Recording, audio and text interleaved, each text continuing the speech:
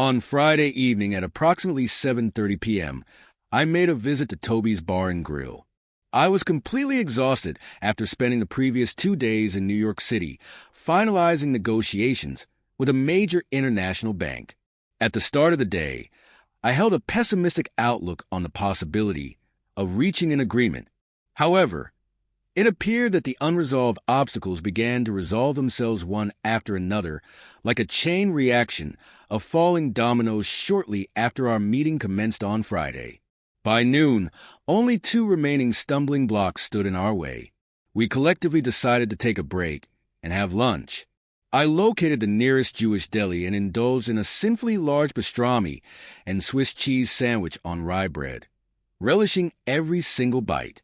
When we reconvened at 1:30 p.m., George Willis, the lead negotiator from the bank, expressed his satisfaction with the enormous progress we had made.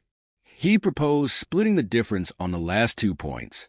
George passed the paper across the conference table, and I carefully read through his proposal.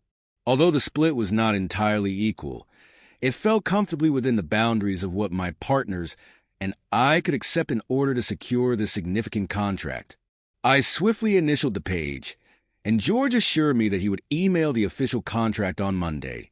After exchanging handshakes, we went our separate ways. I returned to my hotel, packed my belongings, and completed the checkout process. Initially, I contemplated staying in town for the night, since my fiancée Trish was away for the weekend with her 2 older sisters, who had planned a visit to one of Connecticut's renowned Indian casinos. Their itinerary included days spent at the pool and spa, and evenings at the finest bars and restaurants. However, instead of spending another night away from home, I made my way to Grand Central Station and boarded the Metro North train to New Haven. By 7:30, I found myself on I-91, heading towards Hartford. As I exited the highway, I passed through the always bustling downtown West Hartford, where I decided to stop for dinner. It was at Toby's Bar that I noticed my 2 future daughters-in-law entering the establishment, settling down at a horseshoe-shaped table. Their husbands joined them shortly after. The immediate gnawed in my stomach and the agony that seemed to radiate through every fiber of my being indicated that my wedding plans, which were precisely 8 weeks away, were in jeopardy. My sisters-in-law were supposed to be accompanying Trish to the casino. I departed from the bar, dialed Trish's number, and she answered, greeting me with "Hello, my love." She inquired about the bustling city, to which I replied that everything remained as usual. Trish informed me of the successful negotiations she had completed and mentioned her upcoming dinner plans. Oh, how I yearned for her presence by my side. In response, I affectionately called her cute and expressed my longing for her as well. Trish then shared the delightful time they had spent throughout the day, lounging by the pool and indulging in refreshing beverages. I mentioned the pleasant atmosphere of the pre-wedding town. I informed Trish that I would be meeting my sisters for dinner shortly. We exchanged a few more words of affection before bidding each other farewell with, "I love you." Curiosity led me to check the Find My Phone app and input Trish's details. Uncertain of Trish's whereabouts, I discovered that her phone was located in Falmouth, Massachusetts, on the western edge of Cape Cod.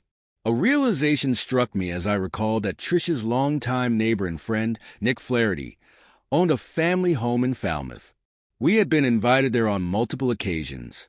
Perusing my contact list, I found Sue Flaherty's phone number and dialed it. Sue answered the call, pleasantly surprised to hear from me. I introduced myself as Chris Harrington and inquired about the progress of the wedding plans. Sue and Nick expressed their eagerness for the upcoming festivities.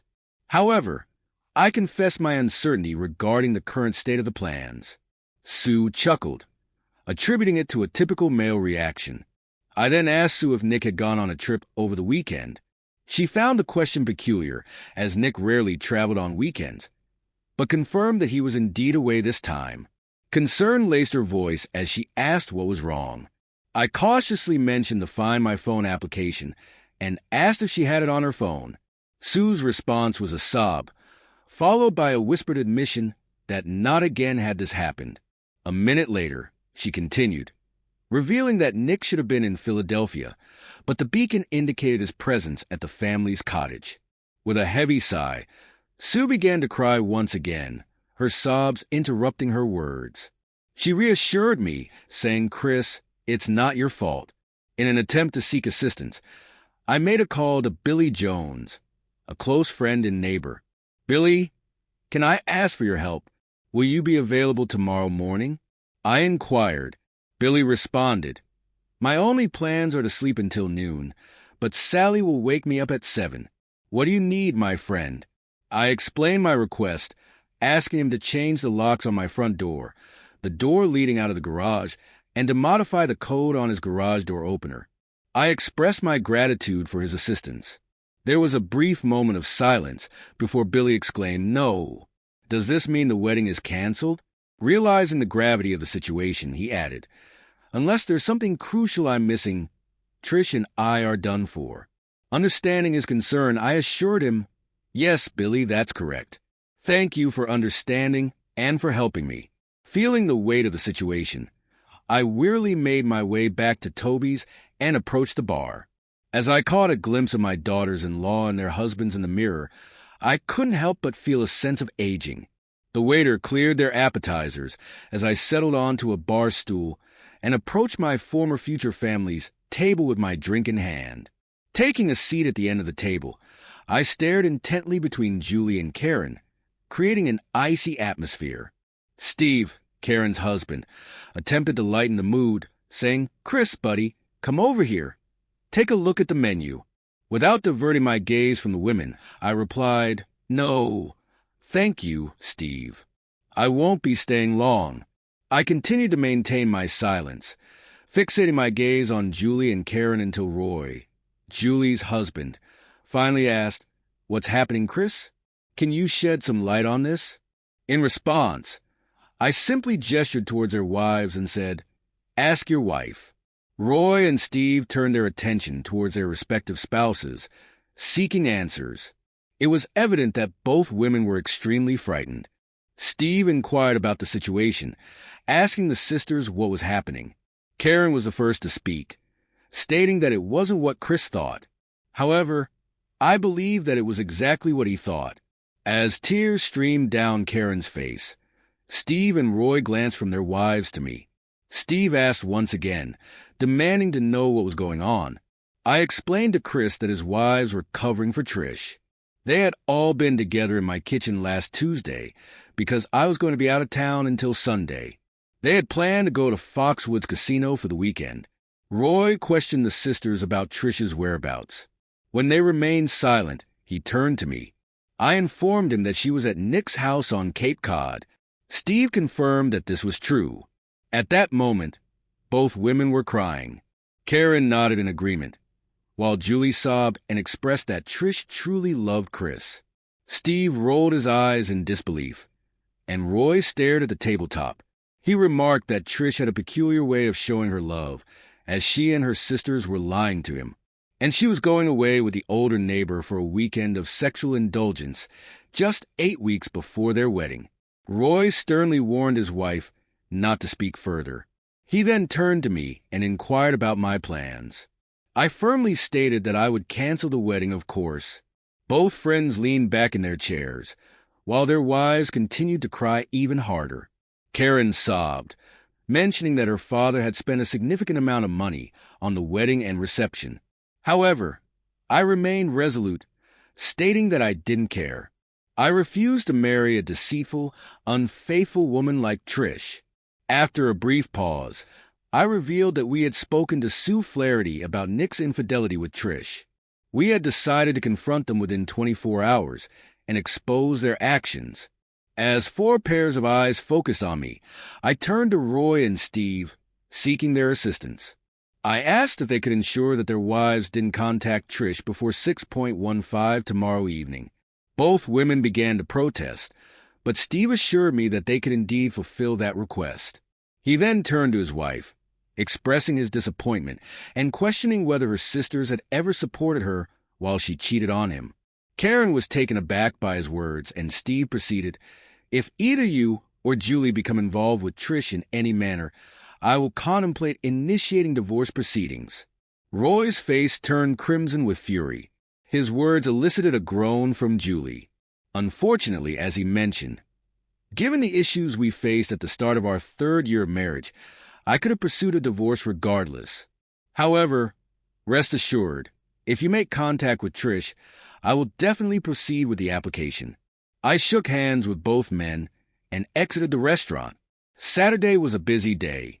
It took me several hours to eliminate any remaining traces of Trish from our house.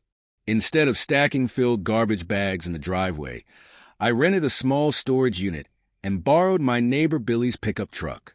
It only took 3 trips to transport all the bags to the warehouse. The most challenging part was composing the letter to our wedding guests. I worked on the email in intervals throughout the day. The subject line read, "Harrington and Clark Wedding Update." Dear friends, I am currently halfway through planning my wedding, just 8 short weeks away from the big day with Trish Clark. The weekend was extraordinary because I discovered that Trish spent her time in another man's bed.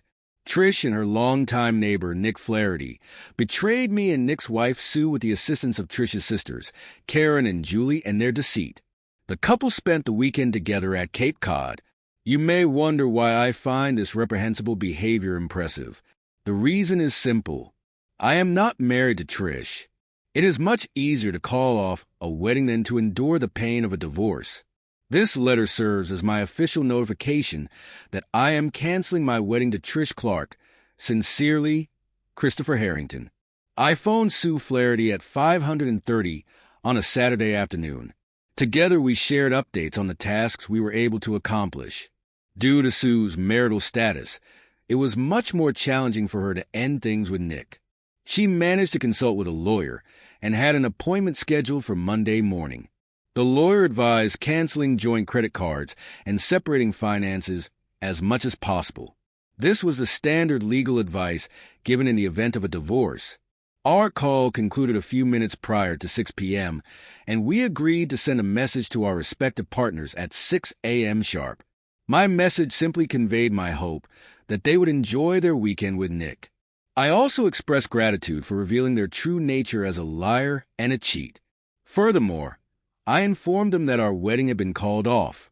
I promptly sent the message at exactly 6 p.m., followed by an email to our family and guests. 16 months later, I stood at the altar with my best man and groomsmen by my side. The bridesmaids looked stunning as they gracefully walked down the center aisle of the church. Tears welled up in my eyes as I gazed towards the back of the church. Trish's father stood proudly, dressed in his black tuxedo. His eyes, like mine and those of our guests, were fixated on the most beautiful bride in the world. Her blonde hair was elegantly styled and looked radiant beneath the delicate white veil. Her blue eyes sparkled with love, while her dark red lips hinted at the passionate thoughts of our upcoming wedding night. The fitted white wedding dress accentuated her heavenly figure without appearing inappropriate. It was truly magnificent. As Mr. Clark and my fiancé proceeded down the aisle towards me, I felt a piercing gaze upon me. I glanced at the guests on my side of the church before turning my attention to the bride's side. That's when I caught sight of Trish. Tears streamed down her cheeks as she quietly uttered, "I'm sorry," before turning to her father and younger sister, who were making their way towards me. Please subscribe to our channel to ensure that your second chef remains faithful. Additionally, feel free to listen to the next story, as it surpasses the current one in every aspect. However, if you are under 18, I strongly advise against listening to the upcoming story.